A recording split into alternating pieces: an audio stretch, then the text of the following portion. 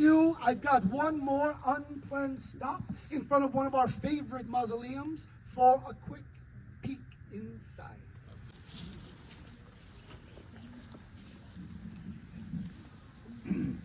We are standing at the Middleton Mausoleum.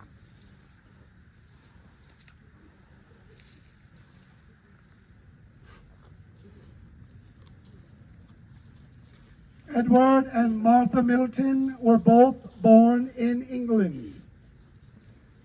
They married in 1850 and eventually moved to the village of Greenville in 1858, where they established a home north of the Flat River and lived among the Indians.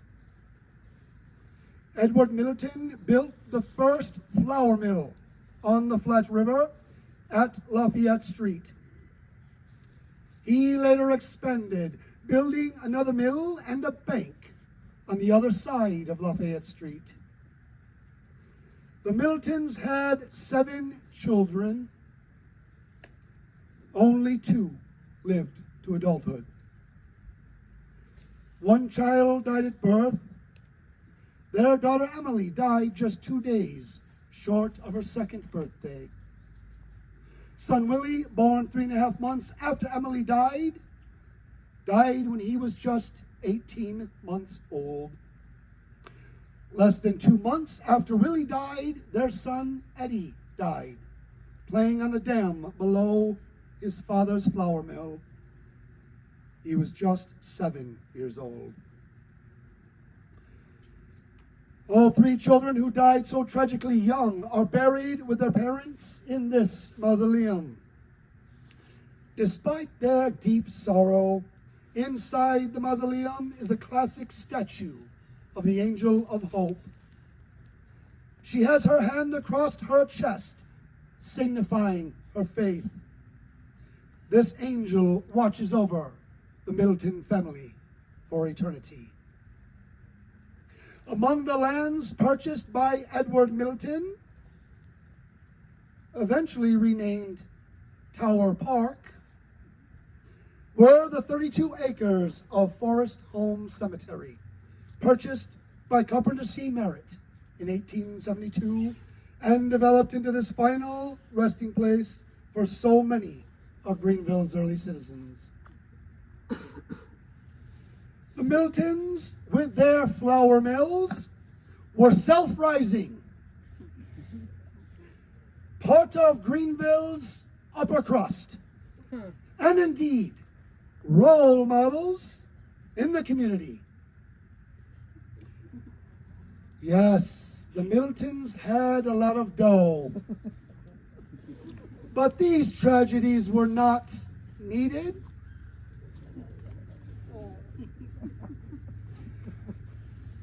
I invite you to one at a time stop by and peer through the window of the mausoleum to view the Statue of Hope. We're standing in front of the mausoleum built by Thaddeus and Elizabeth Gibbs. Too many hits off that flask. Around 1888. The Gibbs had 3 girls. Mary Frances, known as Minnie, born around 1860, and twins, Anna and Ella, born around 1864. All 3 girls died tragically at the age of 22. After graduating from high school, the eldest daughter, Minnie, went to Chicago to study elocution. Whatever promising career Minnie may have been destined for was abruptly cut short when she died unexpectedly in Denver, Colorado at the age of 22. Minnie was brought home and buried behind the Gibbs residence. Just over a year after Minnie's death, the twins went to Boston to attend the New England Conservatory of Music, where they remained for less than a year. Anna died after a long and painful illness in August of 1886. The funeral service was again held at the family home, although it was attended by very few, because Anna's twin, Ella, was also home sick with consumption. Anna was also buried behind the family home. Ella succumbed to her illness just 2 weeks later.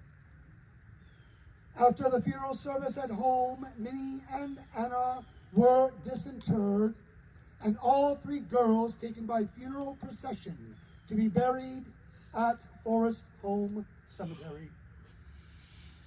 In February 1889, Mrs. Gibbs had a large granite pedestal placed outside the cottage, and a life-size statue of twin Ella, made of Italian marble, was placed on top of the pedestal. According to local lore, Mrs. Gibbs would go out to the cottage to visit her girls and would sit for hours in the rocking chair that still sits inside today. The life-size marble statue of twin Ella has also been moved into the mausoleum for safety. It was well known that Mrs. Gibbs could spend several hours here. And unlike some of us, creatures of the night, Mrs. Gibbs was a morning person. That does conclude this year's tour. Before you leave, I encourage you to support your local funeral parlor. They are often some of the first to contribute to your communities. And it is, after all, a dying business. Thank you so much for coming out here. But wonder, what stories are you going to leave to be told?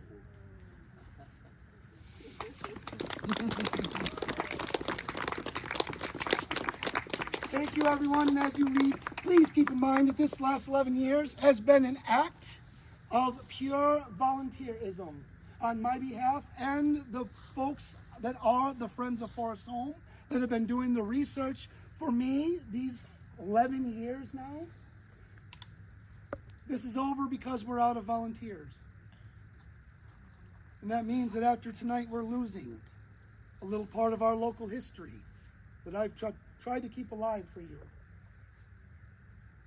Let's not let this be the actual last tour. Well, what can we do? Volunteer is the biggest thing. All of the stories that were presented, hopefully you did, like, they were taken directly out of the newspapers. The newspapers are saved in digital form in the Flat River Community Library. I've done a little digging there myself to confirm some of these things. Most of these stories have all been dug up by, like, say, the Friends of Forest Home, their small group, and they've come out. One thing I'm sorry I forgot to mention, as we passed the what we call the GAR, the military area, before we turn the corner, you may have noticed or not that several of those headstones are gleaming white. That is because of the Friends of Forest Home. The city does not maintain these burial plots. So what it takes is folks like you interested in our local history to help us preserve this. I'm going to talk to a few people that have already presented themselves as interested, both yesterday and today. And we'll see what the future holds. Until then, please drive safe. I hope to see you again. Here, I take a selfie. And I usually take it on Saturday, I'll admit, because, well, more people show up.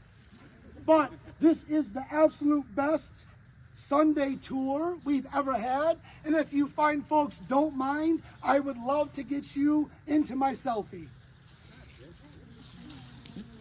So we just got done with the tour of the graveyard, and the gentleman said that back here in the forest somewhere that they threw a bunch of gravestones off a wagon, and we're gonna try to find them. And there's another part of the cemetery there.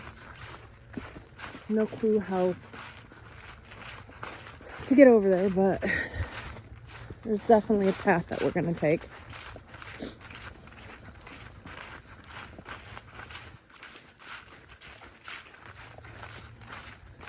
I mean, it was an excellent tour. The stories were all true. They all came from newspapers.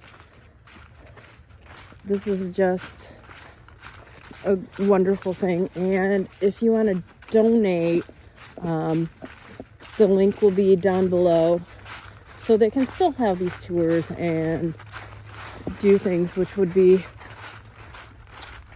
wonderful. Hey guys, Minnie Gem's going back in the car. She's a little cold. Wound up putting my hat on. It's just a tad bit chilly. Couldn't find where those headstones that were thrown in the woods was, but the whole thing is all woods. But yeah, it was a great tour. It's sad to have this be the last tour that they give. They've been running for 11 years, but they need volunteers and they need support, donations, to keep this stuff going and to keep this huge